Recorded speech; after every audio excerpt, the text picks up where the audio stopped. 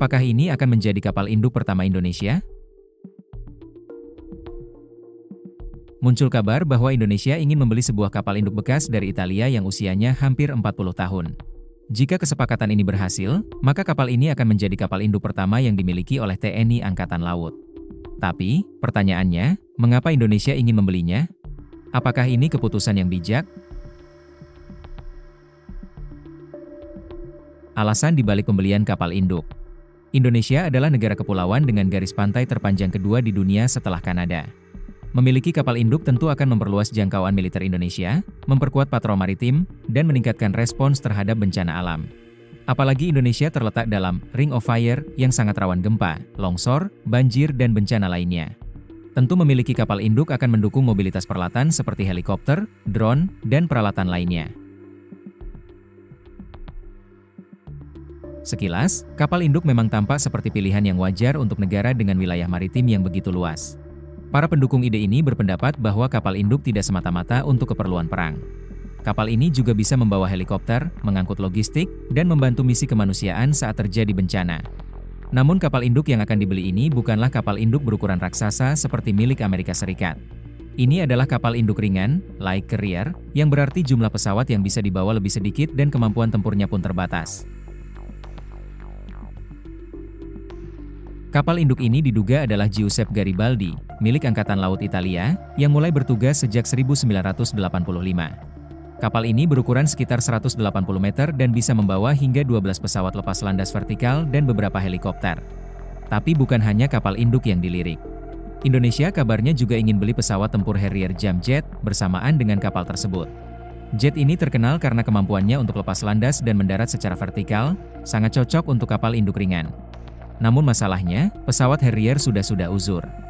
Banyak negara, seperti Inggris dan Amerika Serikat, telah memensiunkan jet ini dan menggantinya dengan pesawat tempur generasi baru seperti F-35B Lightning II, yang juga memiliki kemampuan VOT tetapi jauh lebih modern dan mahal. Belajar dari Thailand, perjalanan kapal induk Chakri Narwebet. Salah satu kisah datang dari Thailand. Negara ini pernah membeli kapal induk HTMS Chakri Narwebet dari Spanyol pada tahun 1997. Awalnya, pembelian ini digemborkan sebagai langkah besar modernisasi armada laut. Namun kenyataannya, kapal ini lebih sering bersandar di pelabuhan dibanding beroperasi di lautan. Masalah anggaran dan kurangnya pesawat tempur yang bisa digunakan, menyebabkan kapal ini hanya berfungsi untuk pelatihan dan upacara kenegaraan. Fungsinya sebagai kapal induk aktif hampir tidak pernah digunakan.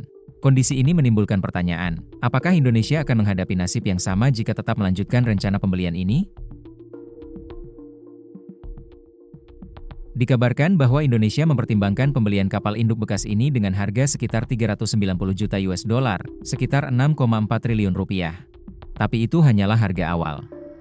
Untuk mengoperasikan kapal induk dibutuhkan biaya tambahan besar seperti modernisasi sistem senjata dan teknologi navigasi, pelatihan kru kapal dan pilot, biaya operasional tahunan, pemeliharaan berkala dan itu belum termasuk kebutuhan akan armada pendukung, kapal pengawal, kapal logistik, dan kapal pengisian bahan bakar. Tanpa semua itu, kapal induk akan sangat rentan dan sulit dioperasikan secara efektif. Apakah kesepakatan ini akan terjadi? Saat ini belum ada konfirmasi resmi dari pihak Indonesia maupun Italia.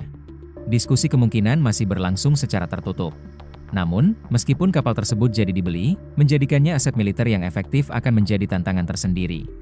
Kapal tua yang belum tentu cocok dengan infrastruktur dan strategi pertahanan Indonesia memerlukan waktu, dana, dan tenaga besar agar benar-benar bisa berfungsi sesuai harapan. Pertanyaan besar lain adalah, apakah ini cara terbaik bagi Indonesia untuk menggunakan anggaran pertahanannya? Kapal induk sangat mahal untuk dibeli, diperbarui, dan dirawat. Meski ide ini memunculkan antusiasme, kenyataan fiskal Indonesia menunjukkan pembelian ini mungkin tidak realistis. Anggaran pertahanan Indonesia masih harus dibagi untuk berbagai keperluan strategis lainnya. Para pakar berpendapat, jika tujuan utama Indonesia adalah bantuan bencana, keamanan maritim, dan pertahanan kawasan, maka ada opsi lain yang lebih hemat biaya dan tetap efektif, seperti fregat dan korvet modern yang bisa beroperasi fleksibel dalam banyak situasi. Kapal selam yang meningkatkan daya cegah dan tak terlihat. Pesawat patroli maritim seperti CN-235 MPA, buatan PT Dirgantara Indonesia, yang bisa digunakan untuk pemantauan wilayah laut. antara simbol kekuatan dan kebutuhan nyata. Membeli kapal induk bisa menjadi simbol kebangkitan kekuatan maritim Indonesia. Tapi tanpa strategi matang dan kesiapan operasional yang memadai, hal ini bisa menjadi beban anggaran yang besar tanpa manfaat nyata. Alih-alih mengejar kebanggaan simbolik, para pengamat menyarankan agar Indonesia fokus pada pembangunan kekuatan laut yang sesuai dengan kebutuhan geopolitik dan anggaran yang tersedia. Strategi yang terukur akan jauh lebih berdampak ketimbang pencitraan semata. Tapi walaupun begitu, admin sangat mendambakan negara kita memiliki kapal induk, agar punya efek deteren bagi yang ingin macam-macam pada negara kita.